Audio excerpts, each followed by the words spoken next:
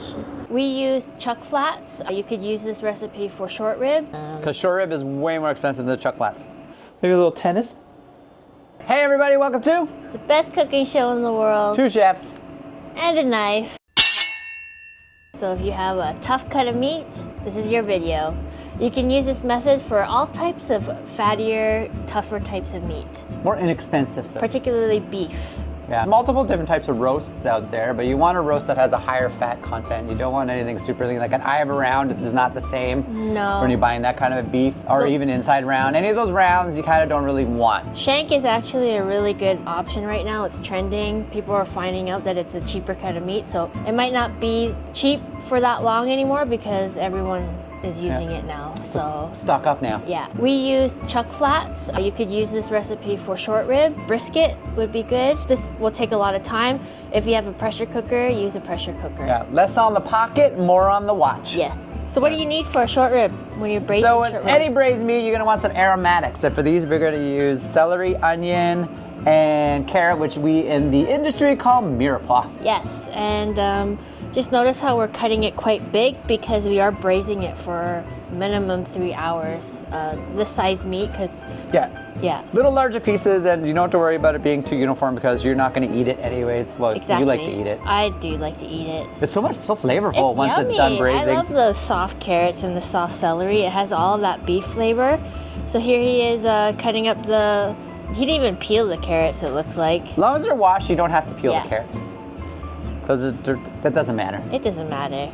Same with the celery. Use the insides. Yeah. And in here he has some crushed garlic. So we're just crushing the garlic to help release the flavor faster. Yes. Instead of leaving it whole and has to cook through the core and surface of it. Just crush it up. Yeah. Okay, so now we have peppercorns. You want to give them a crush to release all the essential oils and the flavors of the peppercorn. If you don't have whole pepper, you can always use cracked pepper or black pepper. It's fine. Yeah. This is just old school way. All right, so we have our cracked black pepper, and you always need some bay leaves for when you're braising anything. Yeah. And here we are just... We're gonna lightly season the meat with some salt. Yeah. Well, I wouldn't say lightly. I would say... Pretty good. Pretty good. Go all over. And you want to like have a hard sear on each side of the beef. Yes. So we have pick the pot with a large surface area. And then you're gonna, for us, we had to do it in batches because you don't want to overcrowd the pan here. Large surface area and a good volume because this is actually going to be your braising pan. Yeah. This is part of one of our shorts that we posted. So now we're back. See, that stick is okay. It's okay. Yeah, it would release itself the longer you leave it in the pot. Yeah, but make sure you do all the sides. Yeah. Try to get that sear on all the meat. And then you want all that stuff on the bottom, like that's all that flavor. That's gonna help flavor your sauce. Yeah. So we're gonna take the meat out of the pan for now. Look how good that looks. That looks delicious. I want to eat it now. All right. You got your mirepoix into the hot pan. So yes, now you're gonna want to just cook this off a little bit. You want to kind of, not like brown it a little bit in the fat, the grease of the pan, the oil. Oh look. Oh look. What are you saying? I forget what you're saying. I was saying I like the smell. I guess so. And you want to season your mirepoix too with a little salt and pepper. You always want to season layers, okay? You don't want to just dump all your salt at the end or the beginning. And now we're putting more of the aromatics, the cracked black pepper and the bay leaves, your little chef kisses there. And then we got some red wine.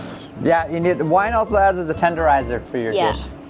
It also adds like really a depth of flavor, I feel like. It's for the sauce. Yeah.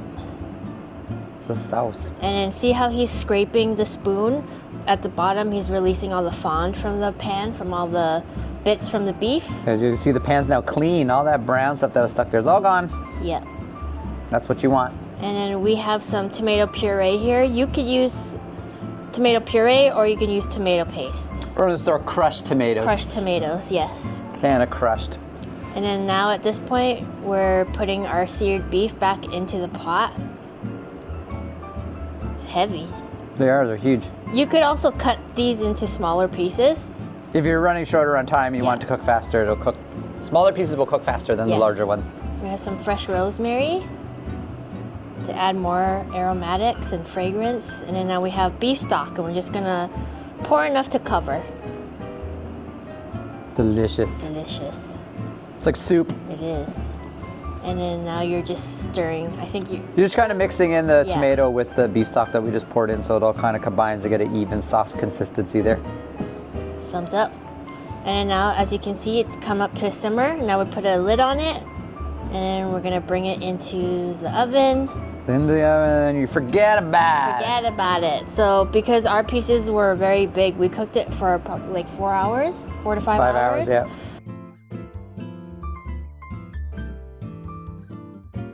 So we're just gonna take a little break from our scheduled programming, and we're just gonna do a quick little fashion show for you. Thank you, Feilbach. Here you go. Christmas came early. Okay, go change. Right, and we have Chef NPH here wearing a crew neck sweater from Feilbach in the color gray. Let's show that off. Feel how soft that is. It is very soft. Very soft. Very soft. Soft. These are the Weekend Performer joggers in the color black. Very nice. They're very light, very breezy, cooling. Yeah, and Neil did recently just lose 30 pounds by accident. It is very slimming clothing.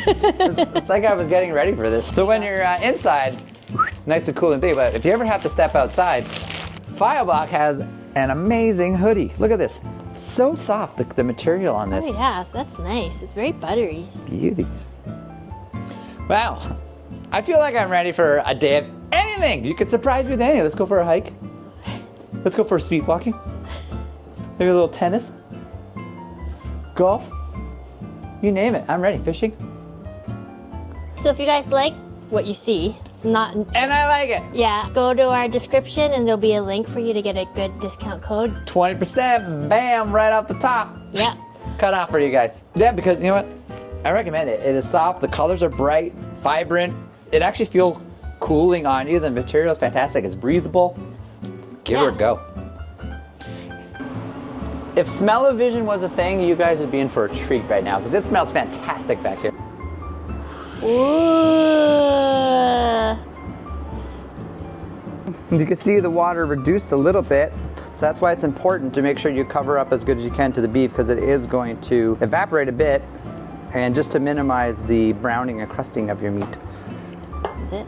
See how it releases? That means it's ready. Now we gotta lift it up without breaking it. Yeah.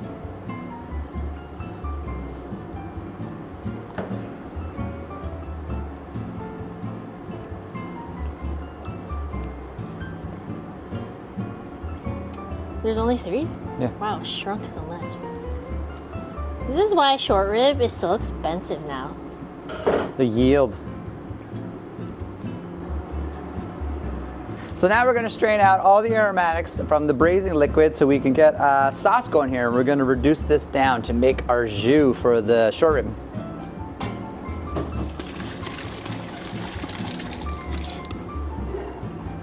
So what method is this? I don't know, is there a name for it? It's called douchebag French cooking guy. And you get a ladle and you push down. So you want to just squeeze all that juice out. It's flavor. What is that Guy Fieri, Flavor Town? Welcome to Flavor Town. Welcome to Flavor Town. And that's what I'll do for Flavor Town. And then now you reduce this, right? Yeah, look at that. It's already got a nice thickness to it. Oh yeah, that's delicious.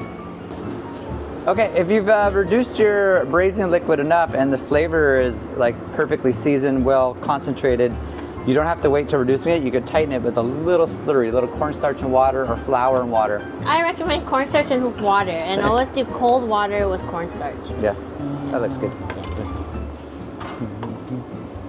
And gravy.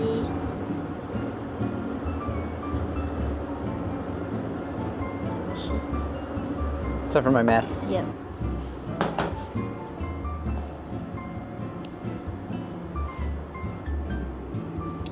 All right, let's try. Okay. Oh wow, it's so tender. Ah, fall right off the bone. Oh, you took a big piece. Yeah. Cheers. Cheers. Oh man. Hold on, I need a moment. We all say that. This thing's It needs delicious. mashed potato. Mm-hmm. But just the richness of its own is just fantastic. It's actually very good. I like the tomato in it. It's really good. Very delicious. The acidity, yeah, the tomato with the acidity in the sauce is fantastic. Sometimes you need that. So good. That's really good. So you're gonna take this home for your family?